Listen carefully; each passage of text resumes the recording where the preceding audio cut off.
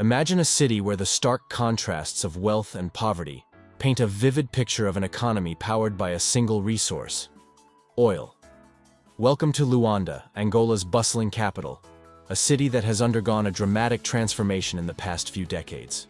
This is a tale of riches, power, and the unyielding grip of natural resources on a nation's destiny. I'm your host at Investing Path, and today we delve deep into the heart of Angola's oil-driven saga. In the heart of Africa, there lies a story of contrast. On one side, you have the glitzy, affluent neighborhoods of Luanda, bustling with luxury vehicles and high-end lifestyles. On the other, the harsh reality of poverty-stricken areas, where the average Angolan struggles to make ends meet. This disparity is the product of Angola's oil-rich economy, a beacon of wealth that shines brightly, yet casts long, dark shadows. Our journey takes us back to a time when Luanda was synonymous with extravagance. A time when a luxurious 747 jet made its frequent voyages from Houston to Angola, catering exclusively to the elite.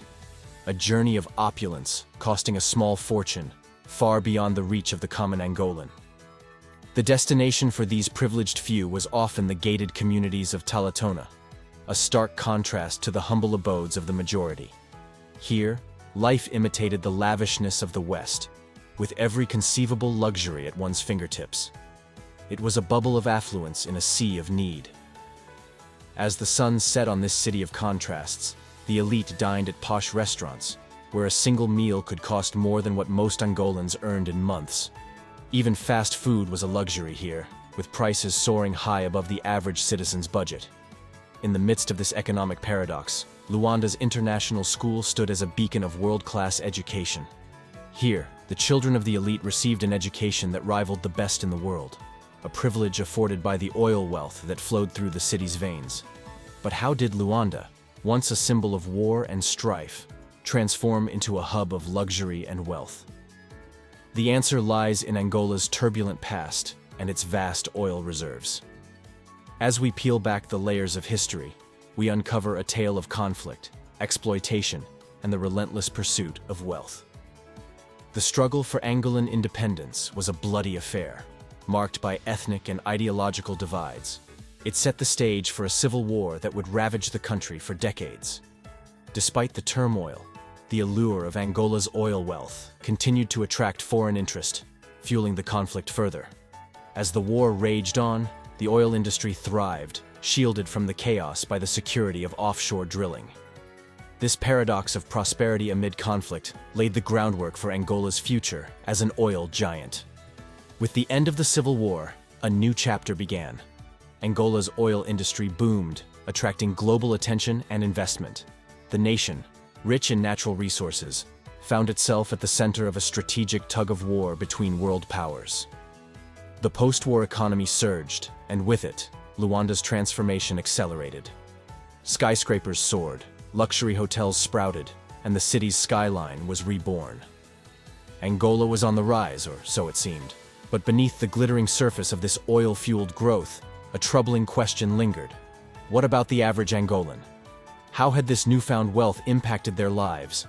The stark reality was that, despite the booming economy, the quality of life for most Angolans had scarcely improved. The wealth generated by oil had failed to trickle down, leaving the majority in a state of persistent poverty. This disparity became painfully evident in the failed promises and mismanaged projects that dotted the nation. From housing initiatives that remained out of reach for the intended beneficiaries to educational gaps that persisted despite economic growth, the story of Angola's oil wealth was one of missed opportunities and unfulfilled potential. As we approach the present, Angola stands at a crossroads. Corruption and mismanagement have cast a long shadow over its oil wealth. Yet the potential for change remains.